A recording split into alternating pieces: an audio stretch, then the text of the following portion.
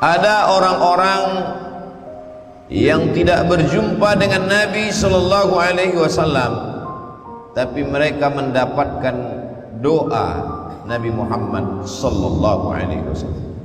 Ketika tekanan terhadap kaum muslimin di kota Makkah Al-Mukarramah semakin parah, maka sebagian sahabat berhijrah ke Habasyah. Habasyah itu sekarang dikenal dengan negara Ethiopia di Afrika. Ketika itu mereka disambut oleh Najasyi. Nabi Sallallahu Alaihi Wasallam berpesan kepada Ja'far bin Abi Thalib, kepala rombongan, nanti kamu akan berjumpa dengan pemimpin yang beriman kepada Nabi Isa alaihissalam. Nanti dia akan menanyakan bagaimana status Nabi Isa dan Maryam dalam Islam.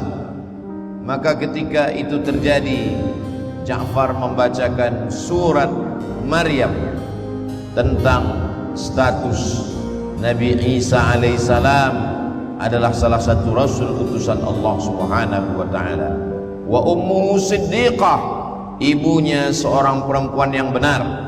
Dia bukan anak Tuhan, tapi dia juga bukan anak zina seperti yang dituduhkan oleh Bani Israel. Menetes air mata Najasyi sampai ketika berita Najasyi meninggal dunia, Nabi Sallallahu Alaihi Wasallam mengumpulkan sahabat dan mengajak mereka untuk sholat. Itulah cikal bakal kronologis disyariatkannya sholat ghaib dalam syariat Islam. Jenazahnya tidak ada, orangnya tidak ada di hadapan kita, tapi kita tetap mendoakan dari jarak jauh. Tidak berjumpa dengan Nabi, maka beliau tidak disebut dengan sahabat Nabi. Karena definisi sahabat tiga: man laqiyan nabiyya sallallahu alaihi wasallam, berjumpa dengan Nabi, wa amana bihi, beriman dengan Nabi, wa mata alal Islam, mati dalam keadaan muslim. Dia tidak berjumpa dengan Nabi, tapi dia mendapatkan doa Nabi Muhammad sallallahu alaihi wasallam. Nabi berpesan kepada sahabat, nanti kalau laki-laki ini datang ke kota Madinah, mintalah doa kepadanya supaya kamu diampunkan Allah. Padahal dia tidak berjumpa dengan Nabi, dia tidak pernah perang dengan Nabi, dia tidak pernah ikut makan dan musafir bersama Nabi. Tapi Nabi Muhammad SAW berpesan, nanti kalau dia datang kemari, mintakanlah ampunan kepada Allah melalui lidahnya, melalui bibirnya, melalui lisannya, karena doanya makbul. Setelah Nabi Muhammad SAW meninggal, barulah laki-laki itu datang. Dia juga tidak tercatat sebagai sahabat Nabi, karena dia tidak berjumpa dengan Nabi, tapi berita tentangnya sampai kepada Nabi Muhammad sallallahu alaihi wasallam. Dia berasal dari negeri Yaman, namanya Uwais Al-Qarni. Dia tidak datang, dia tidak ikut berperang, karena dia menjaga seorang ibu, menunjukkan bahwa pintu kebaikan tidak hanya tertutup dari satu saja. Udkhulu min abwabin mutafarriqah, masuklah dari pintu yang banyak.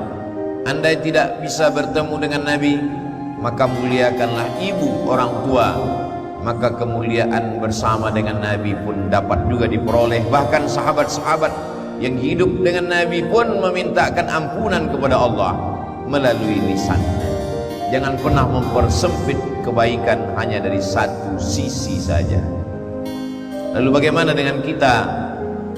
Berkecil hatikah kita hidup 1400 tahun setelah Nabi Muhammad SAW? Jangan kecewa, jangan putus asa, jangan terlalu bermuram durja, karena jarak waktu yang jauh, begitu juga dengan jarak tempat. Kita adalah muslim terbesar paling timur di belahan bumi, tapi kita pernah didoakan, dirindukan oleh Nabi SAW. Nanti akan ada sekelompok manusia yang akan minum dari haud telaga Muhammad sallallahu alaihi wasallam. Kalau mereka minum di sana di saat panas terik padang mahsyar, la yazma'u fiha abada, mereka tidak akan haus untuk selamanya. Sahabat bertanya, Kamikah itu ya Rasulullah? Apakah kami yang engkau maksud? Kata Nabi, antum ashabi, kalian adalah sahabat-sahabatku. Yang ku maksud bukan kalian, tapi ikhwani, mereka adalah saudaraku. Siapa mereka itu ya Rasulullah? Amanu bi walam yarawni, mereka percaya kepadaku, mereka beriman terhadap diriku. Walam yarawni, padahal mereka tidak pernah melihat aku. Mudah-mudahan yang dimaksud Nabi itu adalah kita yang jaraknya jauh, kita yang masanya jauh, kita tidak sempat ikut perang bersama Nabi, kita tidak hidup bersama Nabi, kita tidak melihat dengan Nabi, kita tidak bersalaman dengan tangan Nabi. Beruntungnya seorang sahabat berkulit hitam, budak hamba sahaya, dia datang memeluk Nabi Muhammad sallallahu alaihi wasallam. Aku miskin, aku hamba sahaya, aku berkulit hitam, aku belum tentu bersamamu nanti di surga ya Rasulullah. Apa kata Nabi? Almar'u ma'a man ahab, orang akan bersama dengan siapa yang dia cintai. Kalau kau cinta kepadaku, maka engkau akan bersama dengan aku, bersama dengan Rasulullah sallallahu alaihi wasallam. Kita tanamkan cinta kepada anak-anak kita, mencintai Rasulullah dengan mengenalkan jati dirinya.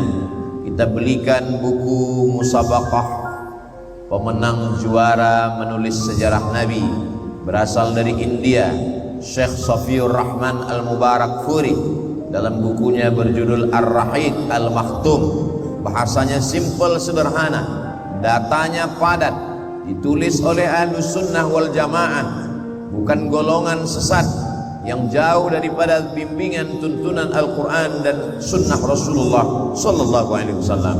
Sudah diterjemahkan ke berbagai bahasa dunia. Kita kenalkan anak-anak kita. Dari rasa kenal itu akan muncul rasa cinta. Dari cinta itu akan sering menyebut man ahabba syai'an aktsara min dzikrihi. Kalau sudah cinta pasti selalu disebut, menyebut, merindukannya dengan untayan salawat, Allahumma salli ala sayyidina Muhammad wa ala ali sayyidina Muhammad. Kalau dia sudah mencintai, dia akan mengikutinya. Kalau sudah mengikuti, dia akan tidak dapat lepas dari sunnah-sunnah Nabi. Kalau sudah cinta, dia akan memperjuangkannya. Kalau dia punya jabatan, dia akan perjuangkan Nabi Muhammad dengan jabatannya.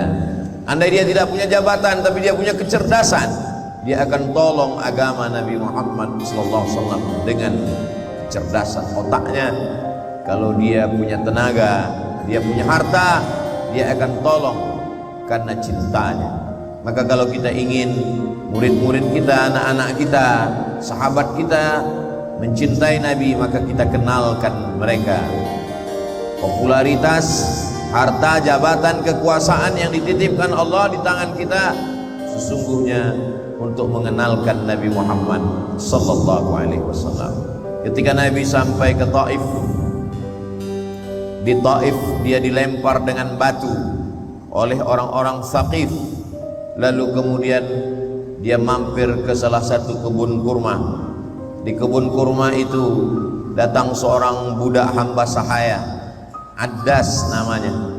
Dia memberikan satu tangkai kurma, dia berikan satu tangkai buah anggur ke tangan Nabi Muhammad sallallahu alaihi wasallam. Ketika anggur itu akan masuk ke mulut Nabi, Nabi mengucapkan bismillah. Nabi menyebut nama Allah. Addas heran karena di Taif tidak ada orang yang makan menyebut nama Allah. Lalu Addas bertanya, dari mana engkau datang? Kata Nabi, aku datang dari Makkah. Aku menyebut nama Allah subhanahu wa ta'ala. Lalu Nabi bertanya, dari mana kamu datang? Ternyata Addas datang dari negerinya Yunus bin Matta yang juga menyebut nama Allah. Lalu Nabi mengatakan, Yunus bin Matta akhi. Yunus bin Matta itu adalah saudaraku. Kami sama-sama menyembah Allah. Kami sama-sama Nabi utusan Allah. Di saat itu juga Addas bersimpuh, Addas terjatuh, Addas mencium telapak tangan Nabi, Addas mencium kaki Nabi sallallahu alaihi wasallam. dia budak hamba sahaya, dia miskin, dia hanya pembantu, dia hanya pemetik kurma, dia hanya pemetik anggur, tapi rupanya dia memiliki kemuliaan. Pertemuannya dengan Nabi hanya sekali saja, tapi pertemuan yang sekali itu amat sangat berharga. Berapa banyak yang sempat hidup bersama Nabi, bahkan masih ada hubungan nasab dengan Nabi, tapi memusuhi Nabi, memerangi Nabi. Beruntungnya Adas, dia bukan orang Arab, dia tidak datang dari Jazirah Arab, dia datang dari kampung Yunus bin Matta, tapi dia sempat mencium tangan Nabi, bahkan bersimpuh di kaki Nabi Muhammad sallallahu alaihi wasallam. Andai kita tidak seberuntung Adas, paling tidak kita mendapatkan syafaat dengan banyak menyebutnya, memperkenalkannya, mencintainya, dan mewariskan serta menjaga warisannya, dan kita wariskan kepada anak cucu kita di akhir zaman. Sampai pada saatnya nanti, yauma yafirrul mar'u min akhihi, orang akan lari dari saudara kandungnya, wa ummihi wa abi, dari ibu dan ayahnya, wa sahibatihi wa bani, dari istri dan anak-anaknya. Istri tidak bisa menolong suami, anak tidak bisa menolong ayah dan ibu, saudara kandung pun tidak dapat membela. Yang membela kita Sayyidina wa Maulana wa Syafi'ina Muhammad sallallahu alaihi wasallam.